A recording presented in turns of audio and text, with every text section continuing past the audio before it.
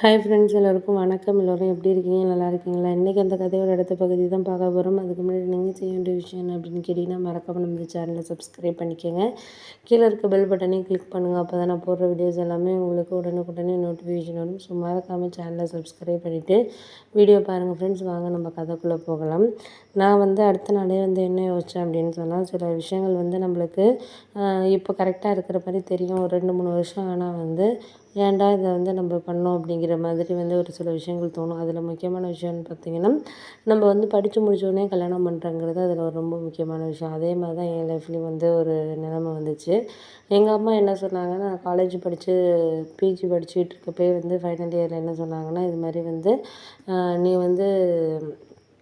மாப்பிள்ளை ஒரு இடத்துலேருந்து கேட்குறாங்க. அப்பா பண்ணிடலாமா என்னன்னு சொல்லிட்டு உன்கிட்ட கேட்குறாங்கம்மா, என்ன சொல்கிற அப்படின்னோடனே, நான் முதல்ல யோசிக்காமல் பார்க்கலாமா அப்படின்னு தான் சொன்னேன். உடனே மறுநாளே மாப்பிள்ளை ஃபோட்டோ எல்லாமே வர ஆரம்பிச்சிட்டு. அப்போயே எனக்கு தெரிஞ்சிருச்சு, எங்கள் வீட்டில் என்ன எப்படியாச்சும் ஃபஸ்ட்டு எங்கேயாச்சும் இது பண்ணணும்னு நினைக்கிறாங்க அப்படின்னு சொல்லிட்டு எனக்கு தெரிய ஆரம்பிச்சிருச்சு.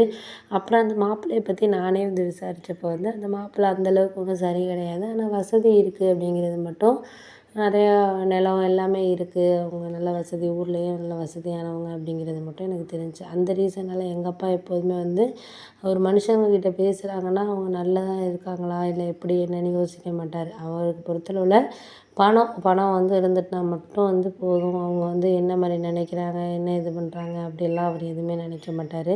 அவர் அப்போலேருந்தே அவரோட குணமே அதே மாதிரி தான் இருந்துகிட்டு இருந்துச்சு. அதனால நான் என்ன நினச்சேன்னா, சரி இதுக்கப்புறம் நம்ம எந்த ஒரு விஷயத்தையும் இது பண்ணாமல் நம்ம இது பண்ண முடியாது அப்படின்னு சொல்லிட்டு நானாகவே எனக்குள்ளே ஒரு முடிவு பண்ணிட்டேன். சரி இதுக்கப்புறம் நம்ம மேரேஜுக்கெல்லாம் இதே மாதிரி சரி சொன்னோன்னா, யாராச்சும் ஒருத்தர்கிட்ட கல்யாணம் பண்ணி நம்ம இங்கே அடிமை வாழ்க்கை தான் வாழணும். நம்மளுக்குன்னு ஒரு இது இருக்காது. வசதியான இடத்துல கல்யாணம் பண்ணிக்கிறதுங்கிறது எல்லாருக்கும் சரியாக வருமா அப்படின்ட்டா அது கிடையாது. ஏன்னா ஒரு சில நேரத்தில் அது கரெக்டாகவும் இருக்கும். சிலப்போ அது கரெக்டாக இல்லாமல் போகும். ஏன்னா நம்மளை இங்கே அழைச்சிட்டு போய் அவங்க இஷ்டத்துக்கு நம்மளை இது பண்ண விடுவாங்க. அது நிறைய இடங்களில் நானே பார்த்துட்டேன்.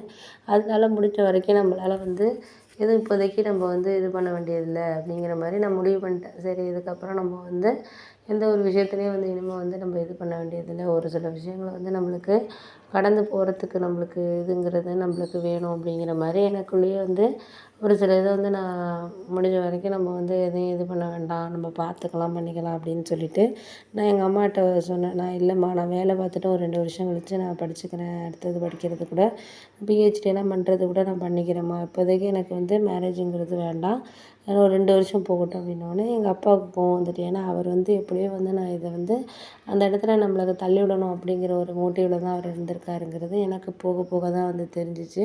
அதுக்கப்புறம் அவர் சொல்ல ஆரம்பிச்சிட்டாரு, ஏன் கல்யாணம் பண்ணிக்கிட்டா என்ன, ஏன் அந்த பையனுக்கு என்ன அப்படி இப்படின்னு சொல்லிட்டு அவர் திரும்ப திரும்ப அதே விஷயத்த தான் பேசிகிட்டு இருந்தார். நான் ஃபோன் பண்ணி சொல்லிட்டேன் அவங்க வீட்டுக்கே, இது மாதிரி எனக்கு வேலை பார்க்கணுன்னு விருப்பம் இருக்குது. அப்பா அந்த மாதிரி சொல்கிறாரு, நீங்கள் தேவையில்லாமல் விருப்பம் இல்லாமல் கல்யாணம் பண்ணிக்கிட்டு அது சரியாக வராது அப்படின்னு சொல்லிட்டு அந்த மாப்பிள்ளைக்கே ஃபோன் நம்பரை வாங்கி நான் ஃபோன் பண்ணி சொல்லிட்டேன். அதில் எங்கள் அப்பாவுக்கும் என் மேலே கொஞ்சம் கோவம். என்னடா இது, நம்ம பேசிக்கிட்டு இருந்தோம் பண்ணிக்கிட்டு இருந்தோம், இப்போ எதுக்கு இவ இது பண்ணிகிட்டு இருக்காளே அப்படின்னு சொல்லிட்டு ஒரு விதமான கோவம் வந்துடுச்சு அவருக்கு. ஆனால் நான் எதையும் கண்டுக்கலை. என்ன கோவப்பட்டா என்ன பண்ணுறது, நம்ம அதுக்காக ஒன்றும் பண்ண முடியாது. நம்ம ஒரு சில விஷயங்கள் நம்மளுக்கு இது கரெக்டாக இருக்குது கரெக்டாக இல்லைன்னு நம்ம மனசுக்கு தோன்றுறது தான். அந்த மனசுக்கு தோன்றத வச்சு தான் நம்ம லைஃபே மூவ் பண்ணிகிட்டு இருக்கோம் அப்படிங்கிறது என்னோட ஒரு கருத்தாக இருந்துச்சு. அதனால் முடிஞ்ச வரைக்கும் நான் நினச்சிட்டேன், சரி நீங்கள் எதையும் இது பண்ண வேண்டியதில்லை, நம்ம முடிஞ்ச வரைக்கும் இந்த விஷயத்தில் நம்ம யாரை பற்றியும் நம்ம இது பண்ணிக்க வேண்டியதில்லை அப்படின்னு சொல்லிட்டு நானாகவே ஒரு முடிவு எடுத்துகிட்டு தான் சரி அதுக்கப்புறம் நான் ஒர்க்கு தேட ஆரம்பித்தேன். அந்த படிப்பு முடிஞ்சதுக்கப்புறம் ஒரு 1 மந்த்தில் முடிஞ்சிருச்சு.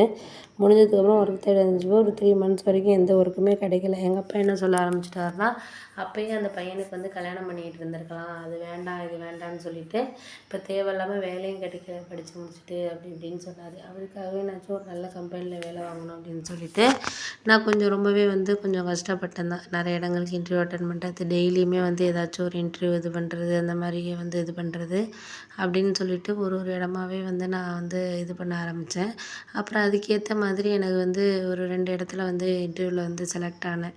பரவாயில்ல ஏதோ ஒரு வாய்ப்பு கிடைச்சிருக்குல்ல. ஏன்னா இத்தனை நாளாக வந்து வேலைங்கிறதே இல்லை அப்படிங்கிற மாதிரி இருந்துச்சு. இப்போ 2 இடத்துல நம்மள செலக்ட் பண்ணியிருக்காங்கங்கிறப்போ அதை நம்ம வச்சு வேறு இடத்துக்கு நம்ம போகணும், அப்படி மூவ் ஆகணும் அப்படிங்கிற மாதிரி நான் அதுக்கப்புறம் தான் வந்து இது பண்ண ஆரம்பித்தேன். அடுத்த இதில் வந்து எனக்கு புரிய ஆரம்பிச்சுச்சு. என்ன புரிய ஆரம்பிச்சுதுன்னா, நம்ம வந்து ஒரு சில விஷயங்கள வந்து கரெக்டாக கொண்டுட்டு போகிறதுக்கா இருக்கட்டும், எதுக்காக இருந்தாலும் வந்து நம்ம கொஞ்சம் யோசிச்சு செயல்பட்டோம்னாலே நம்ம வாழ்க்கையில் வந்து எந்த ஒரு இதுக்குமே கஷ்டத்துக்கு வேலையே கிடையாது. அதை யோசிக்காமல் எதா இருந்தாலும் நம்ம செய்கிறனால தான் இவ்வளோ கஷ்டம் அப்படின்னு சொல்லிட்டு நான் நினச்சேன்.